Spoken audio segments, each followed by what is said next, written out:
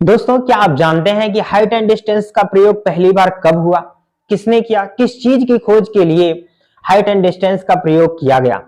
मैं आप लोगों को बताऊंगा कि दुनिया के सबसे ऊंचे पर्वत जिसका नाम आप जानते होंगे। अगर आप जानते हैं तो प्लीज वीडियो को एक बार पॉज करके कमेंट सेक्शन में उसका नाम लिख दीजिए। मैं आप लोगों को बताऊं, एवरेस्ट दुनिया का सबसे ऊंचा पर्वत है। उसकी ऊंचाई को खोजने के लिए पहली बार हाइट एंड डिस्टेंस का ही प्रयोग किया गया था। कोई चढ़कर उसको फीते से नापा नहीं था, बल्कि हम मैथमेटिक्स के प्रयोग से ही उसे कर पाए हैं। हाइट एंड डिस्टेंस की क्या इंपॉर्टेंस है क्लास 10th एनसीईआरटी मैथमेटिक्स में, ये बातें आप लोगों को बहुत जानना जरूरी है। क्योंकि आप लोगों को मैं बता दूं कि क्लास 10th में एक ही चैप्टर है और यहां से क्वेश्चन 100% बनेंगे। इसके इंपॉर्टेंस को बताने की खास जरूरत नहीं है। अगर आप क्लास 10th के स्टूडेंट हैं तो 100% ये बातें आप लोगों को जरूर पता होंगी कि एक ही एक्सरसाइज है जिसको हम बेहतर तरीके से समझ सकें। दोस्तों, ज्यादा बात नहीं करेंगे, पहले हम समझते हैं कि ऊंचाई दूरी होता ही क्या है और कैसे हम इसका प्रयोग करेंगे, इसमें कौन कौन से एंगल बनेंगे, फिर इसकी हिस्ट्री भी जानेंगे कि पहली बार कैसे इसका प्रयोग हुआ था। सिंपल लैंग्वेज में मैं बात करूं कि ऊंचाई दूरी क्या है। देखो, सिंपल सी बात है, ऊंचाई से दूरी को देखना या दूरी से ऊंचाई को देखना ही हाइट एंड डिस्टेंस कहलाता है। कितनी सिंपल सी बात है। बस इतनी सी बात आप लोग अगर समझ लें कि ऊंचाई से दूरी को देखना, दूरी से ऊंचाई को देखना, that is called height and distance. लेकिन अगर ये बातें ऐसे आपको नहीं समझ में आ रही हैं तो मैं सिंपल लैंग्वेज में ये बताऊं कि जब हम सड़क पे चल रहे हों और बालकनी में हम उसे देख रहे हों, तो जो हमारी आंखें उसके ऊपर एंगल बना रही होती हैं और या उसकी आंखें हम पर जो एंगल बना रही होती हैं, इन दोनों एंगल के मेल से ही बनने वाला जो कॉम्बिनेशन होता है, उसी से हम हाइट एंड डिस्टेंस को जानते हैं, समझते हैं। ठीक है, यानी हम सड़क पर दूर हैं और बालकनी में उसको देख रहे हैं और वो ऊंचाई से हमको दूरी पर देख रही है, that is called height and distance. बहुत ही सिंपल सी बात है मेरे भाई। ठीक है, समझते हैं अब ये क्या क्या बातें होंगी, इससे हमें समझना है।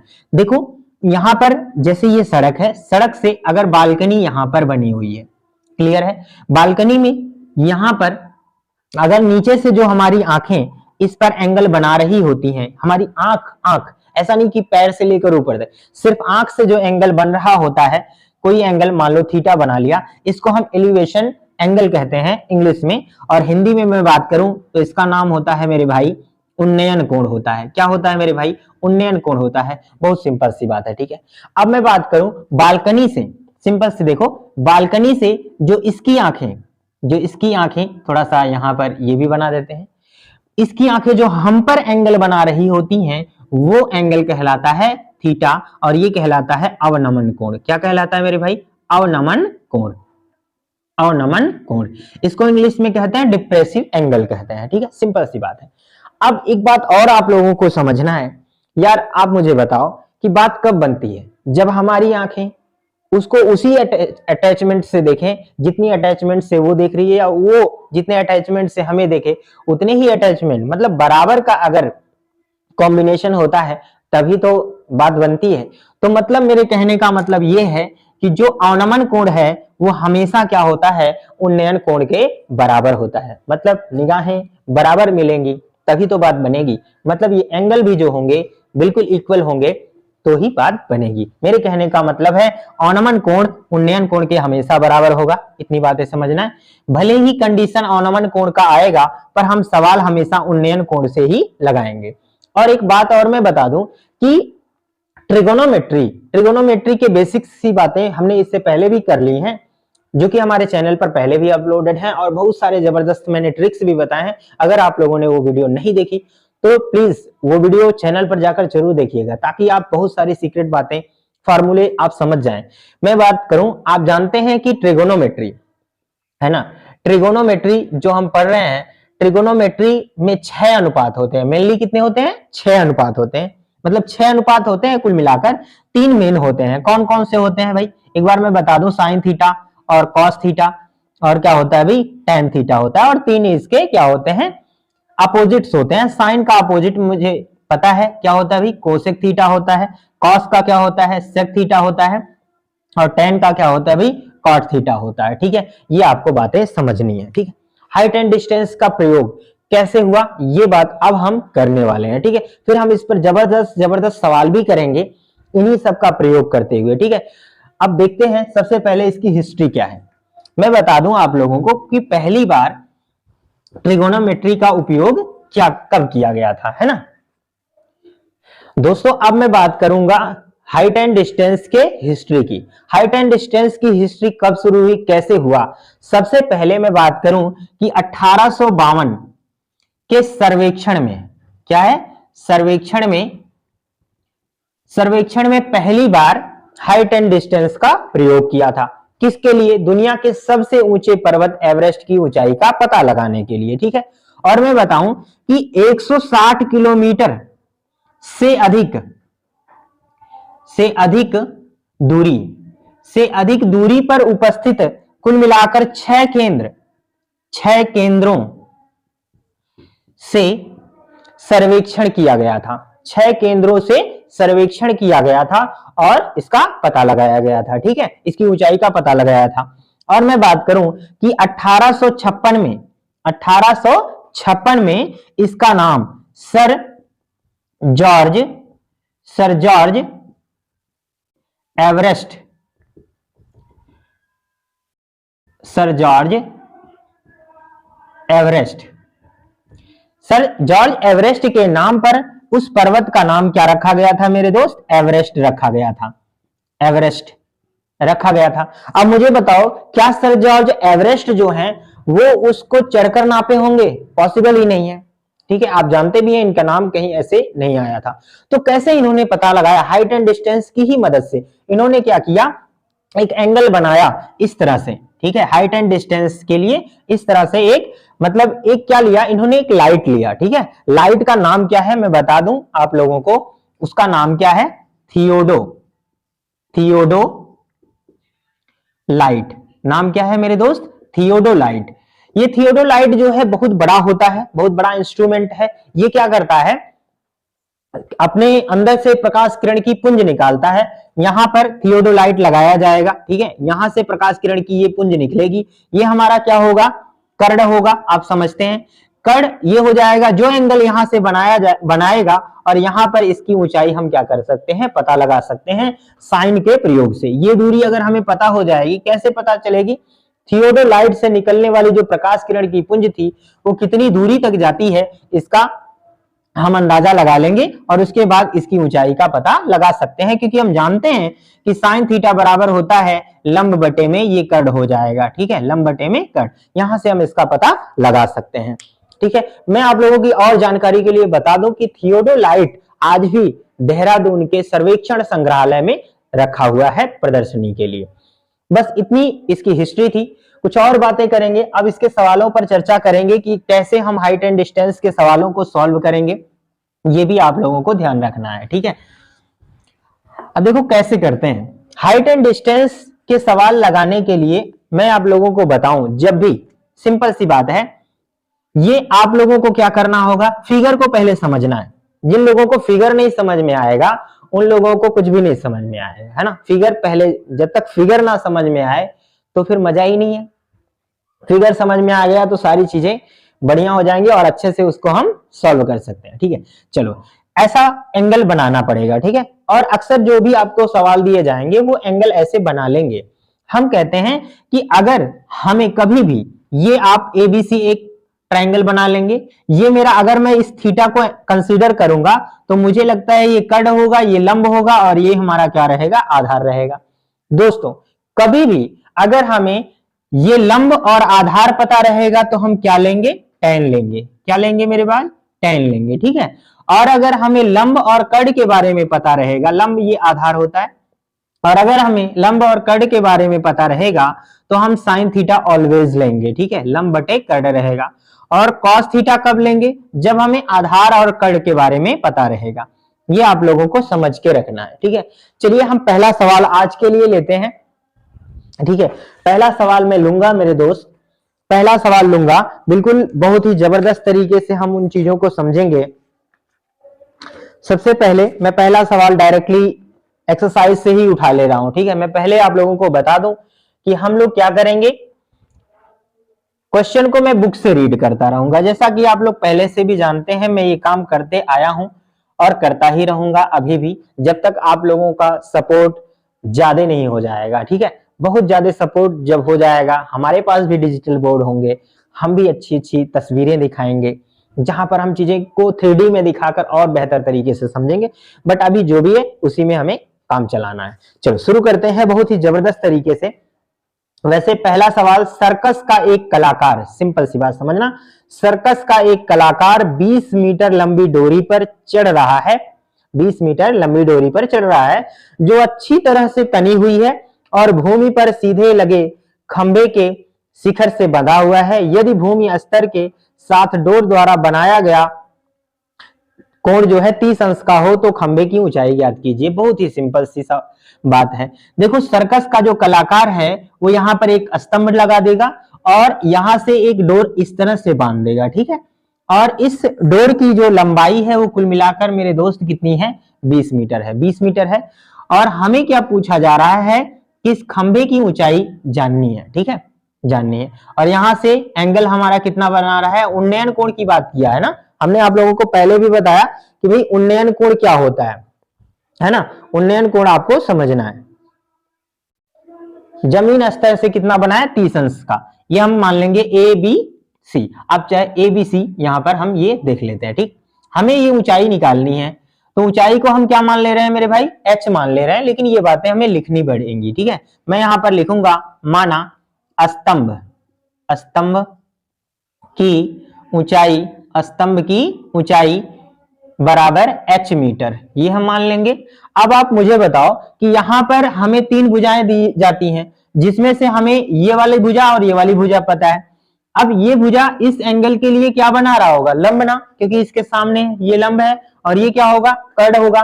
तो लंब बटे में कर्ण है ना, लंब बटे कर्ण किसमें होता है, लंब बटे कर्ण किसमें होता है, साइन में होता है। तो मैं इधर ले लूंगा साइन 30 अंश और लंब बटे कर्ण की जगह पर क्या चीज दिया हुआ है, इसको हम इरेज कर रहे हैं। क्या दिया हुआ है मेरे भाई, h दिया हुआ है और कर्ण कितना है मेरा 20 है, रख देते हैं। और साइन 30 की वैल्यू कितनी होती है, 1/2, 1/2। एक बार आप यहां पर लिखिएगा त्रिभुज ए बी सी में, ये बातें भी आपको लिखना बहुत जरूरी होता है। और यहाँ पर h अपॉन क्या हो जाएगा 20। अब मुझे h की वैल्यू चाहिए तो इसका मैं इधर क्रॉस मल्टीप्लाई करूंगा तो 2h बराबर ये हमारा हो जाएगा 20 और h बराबर आ जाएगा 20/2 और ये हमारा कैंसिल हो जाएगा। तो मैं कह सकता हूं कि h बराबर क्या आ जाएगा भैया, 10 मीटर आ जाएगा। मतलब खंबा कितना ऊंचा लगाया जाएगा कि मुंह नहीं फूटेगा उसका। 10 मीटर अगर लगाएगा 20 मीटर की रस्सी पर तो हो सकता है गिरने के बाद उसकी जान बच जाए, ठीक है। इसी हिसाब से वो सर्कस वाला व्यक्ति जो होगा वो खंबा इतनी ऊंचाई पर लगाएगा। क्लियर है मेरे दोस्त, क्लियर है, क्लियर है बिल्कुल। अगर कोई डाउट रहे तो प्लीज कमेंट सेक्शन में जरूर लिखिएगा, ठीक, हम बिल्कुल इन चीजों को क्लियर करेंगे। आइए अगला प्रश्न लेते हैं इसी के आगे, और बहुत अच्छे अच्छे प्रश्न करेंगे, कोई दिक्कत नहीं होगी। फिर भी देखिए ये चैप्टर आप लोगों के लिए बहुत ज्यादा यूजफुल है, ये मैंने पहले भी बता दिया है। आइए एक और ही तगड़ा सवाल लेते हैं, क्वेश्चन नंबर 2। क्वेश्चन नंबर 2 बहुत ज्यादा तगड़ा है, बहुत ही इंपॉर्टेंट है। आंधी आने से एक पेड़ टूट जाता है, आंधी आने से एक पेड़ टूट जाता है और टूटा हुआ भाग इस तरह मुड़ जाता है कि पेड़ का शिखर जमीन को छूने लगता है और इसके साथ 30 अंश का कोण बनाता है। और देखिए पेड़ के पाद बिंदु की दूरी जहां पेड़ का शिखर जमीन को छूता है 8 मीटर है, पेड़ की ऊंचाई बतानी है हमें। चलिए देखते हैं। सपोज करो कि पेड़ कितना ऊंचा था, ऐसे था, पेड़ यही था, पेड़ की ऊंचाई हमें निकालनी है। हमने ये मान लिया कि पेड़ की ऊंचाई h है और यही हमें निकालना भी है। जब आंधी आई तो ये मान लीजिए कहीं यहां से क्या हुआ, ब्रेक हो गया, क्या हुआ, ब्रेक हो गया, कहीं से भी टूटेगा और टूटने के बाद आप जानते हो ऐसे टूटेगा, ऐसे जमीन पे जा गिरेगा, है ना, ऐसे आ जाएगा। तो जमीन पर अगर मान लो यहां पर आ गिरा और यहां पर ये जमीन से कितने अंश का एंगल बना रहा है, 30 डिग्री का एंगल बना रहा है, ये हमें दे रखा है। और जहां पर ये जमीन को टच किया, ये इसका पाद जो बिंदु है वो 8 मीटर की दूरी पर है, ये भी हमें जानना है। क्लियर है, क्लियर है, चलिए ये हो जाएगा, ठीक। अब हम ये इतनी बातें समझ लेंगे, ठीक है। अब आगे की बातें कैसे समझना है, 8 मीटर जमीन को छूता है, कोई दिक्कत नहीं, ये हमने बना लिया। अब ये चीज हमें पता है, ये चीज हमें पता है तो ये चीज भी हम जान जाएंगे, ये चीज जान जाएंगे। कैसे जानेंगे वो हमें समझना। अभी देखो हमने मान लिया कि ये पेड़ ए बी सी था, सी पॉइंट पर आया मैं इसको ये नहीं मान सकता, ए है और यही पॉइंट छुआ है तो ए डैश मैं इसे मान ले रहा हूं, और ये हम क्या मान ले रहे हैं, सी।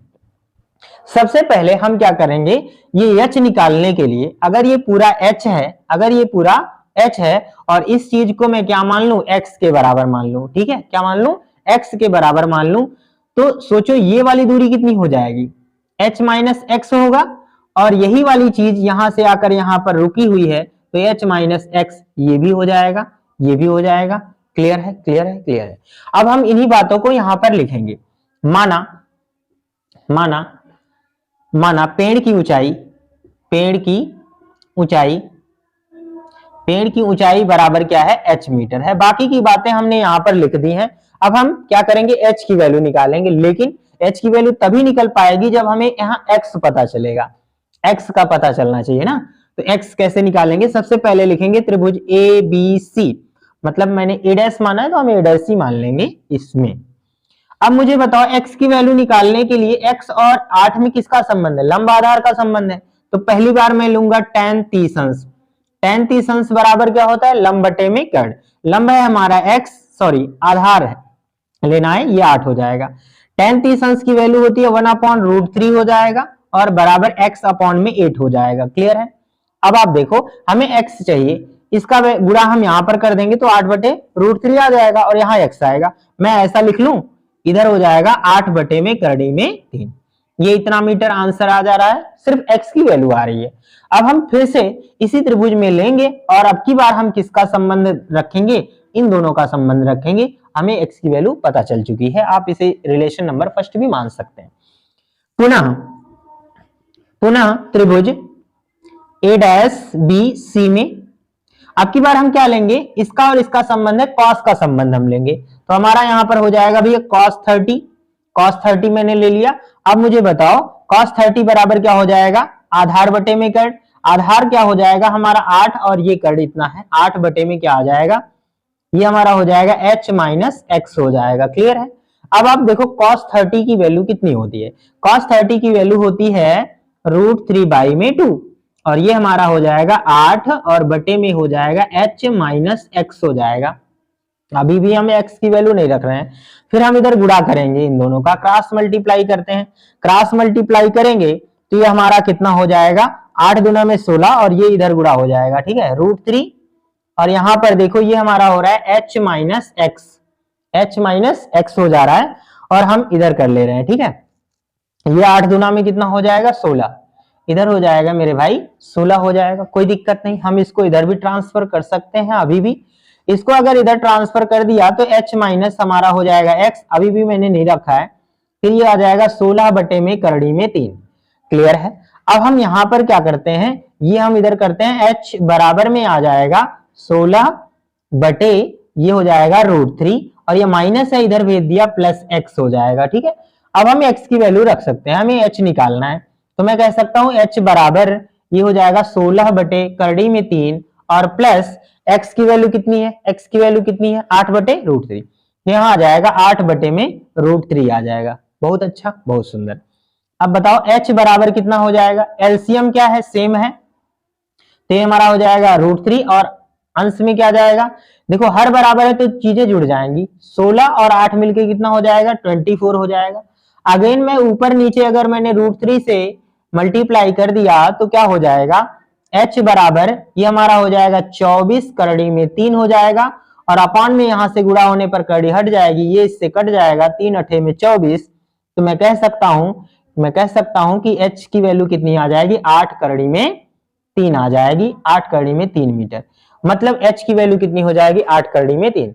दोस्तों इस तरह से इस क्वेश्चन को सॉल्व कर सकते हैं। काफी जबरदस्त सवाल था, ठीक है, थोड़ा टेक्निकल था, इस चीजों को बहुत बेहतर तरीके से समझना है, ठीक है। चीजों को जब स्टेप बाय स्टेप समझेंगे तो चीजें काफी स्मूथ होंगी, ठीक है। चलिए वीडियो को पॉज करके स्क्रीनशॉट ले लीजिए, फिर मैं अगला टॉपिक स्टार्ट करता हूं, ठीक है। चलिए फटाफट से वीडियो को पॉज करके स्क्रीनशॉट ले लें।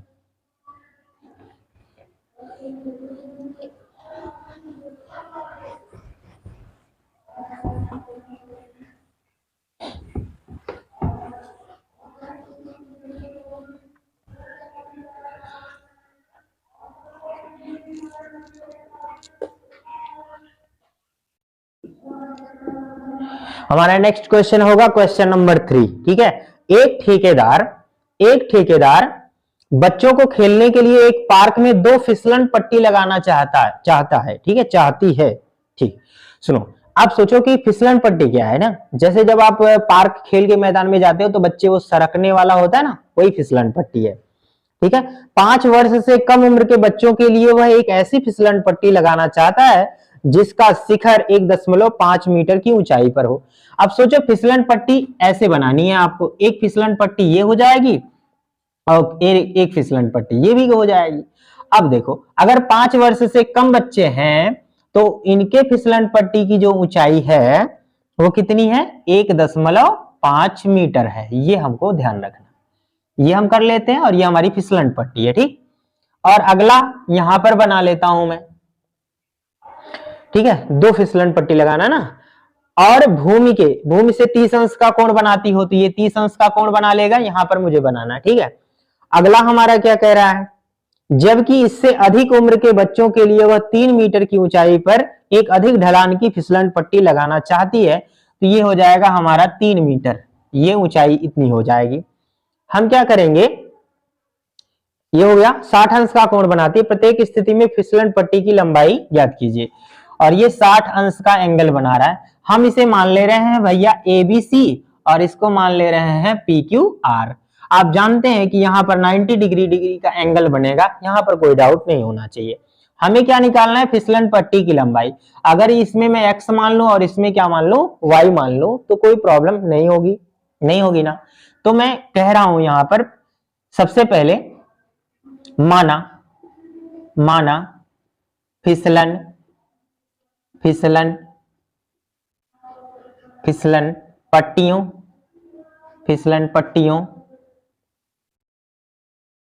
पट्टियों की लंबाइयां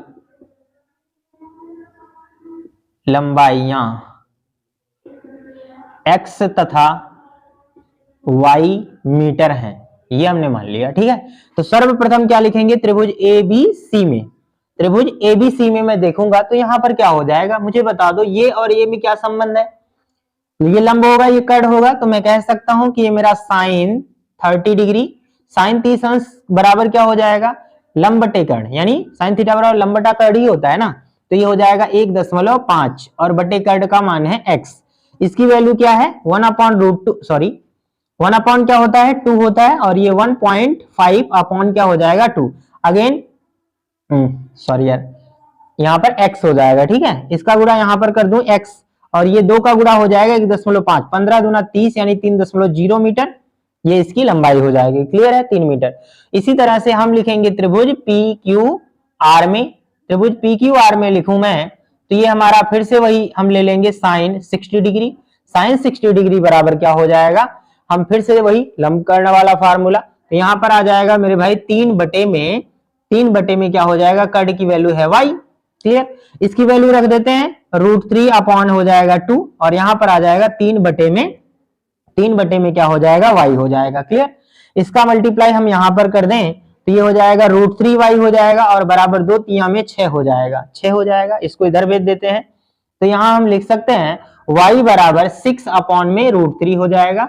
यहाँ ऊपर नीचे अगर हमने √3 से मल्टीप्लाई कर दिया तो ये आ जाएगा 6√3, और यहाँ पर नीचे करड़ी हट जाएगी तो 3 से 2 कट जाएगा, यहाँ पर आ जाएगा y बराबर 2 करड़ी में 3 मीटर। इतना ही हमको रखना है। वैसे √3 की जो वैल्यू होती है, √3 की वैल्यू आप लोगों को याद रखनी चाहिए 1.732, इतना आपको रखना है। ठीक है, जरूरत पड़ेगी तो हम ये भी रखेंगे। बाकी मैं आप लोगों को सजेस्ट कर दूं कि अगर आपका मेथड सही है सवाल लगाने का, तो आंसर आप जो भी ले आएंगे, जिस भी फॉर्मेट में लाएंगे, वो मान्य रहेगा एग्जाम में। तो टेंशन नहीं लो, सारी चीजें स्मूथली रहेंगी, बहुत ही जबरदस्त रहेगा। चलिए अगला प्रश्न स्टार्ट करते हैं, तब तक वीडियो को पॉज करके आप स्क्रीनशॉट ले लो। ठीक है, फटाक से।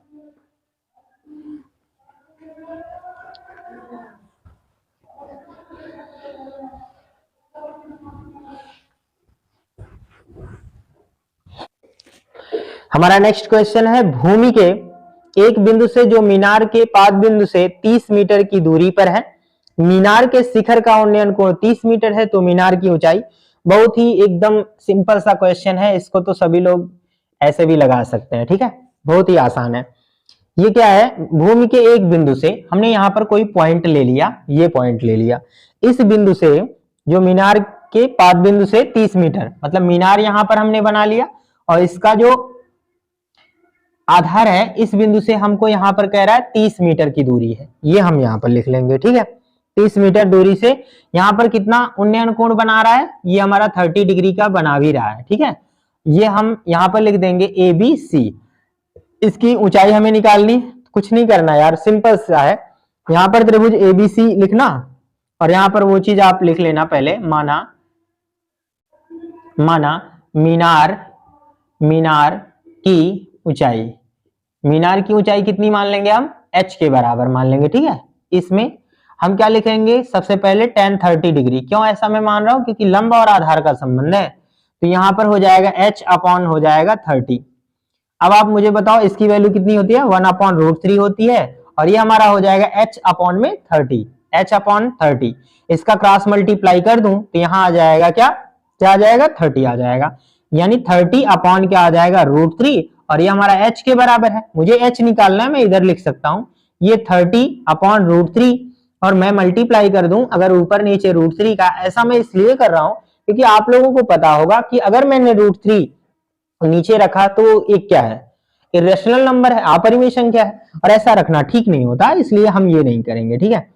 अब यहाँ पर आ जाएगा 30 और √3 यहाँ हो जाएगा, ये कड़ी हट जाएगी तो 3 आ जाएगा, और ये हम काट देंगे 3 दहिया में 30, मतलब क्या हो जाएगा, h बराबर हमारा आ जाएगा 10 करड़ी में 3 मीटर, ये हमारा इसका मान हो जाएगा। अगर मैं आप लोगों से और कहूं तो ये 10 गुणे करड़ी में 3 का मान 1.732 होता है। अगर हमें और भी सॉल्व करना हो तो हम और भी सॉल्व करते हैं, 10 का गुणा करेंगे तो 17.32 मीटर इसका आंसर हो जाएगा मेरे प्यारे दोस्तों। बस इसी तरह से ऐसे ही इजिली सवाल आएंगे। मैं आपको बताऊं कि एग्जाम में उतने ज्यादा कठिन सवाल नहीं आते जितनी हम एक्सपेक्ट करते हैं ना, बहुत कठिन सवाल नहीं दिए जाते, क्योंकि एग्जामिनर ये नहीं चाहता कि हम फंस जाएं, वो ये चाहता है कि हमारे अंदर कितनी नॉलेज है, हमने कितनी पढ़ाई की हुई है ना। तो भाई अगर आपने अच्छे से पढ़ाई की है, सारे सिलेबस अच्छे से कवर किए हैं, तो 100% आप चीजों को सॉल्व कर पाएंगे, ठीक है। और बहुत ही आसान रहेगा, कोई दिक्कत नहीं रहेगी, बस आपको फॉर्मूलों पर कमांड रखना होगा, और सिलेबस अगर आपने अच्छे से पढ़ा हुआ है तो सारी चीजें आप लोगों के लिए आसान रहेंगी, कुछ भी कठिन नहीं लगेगा। तो ये काफी एकदम हलवे सा क्वेश्चन था, आप लोगों ने इसे समझ लिया।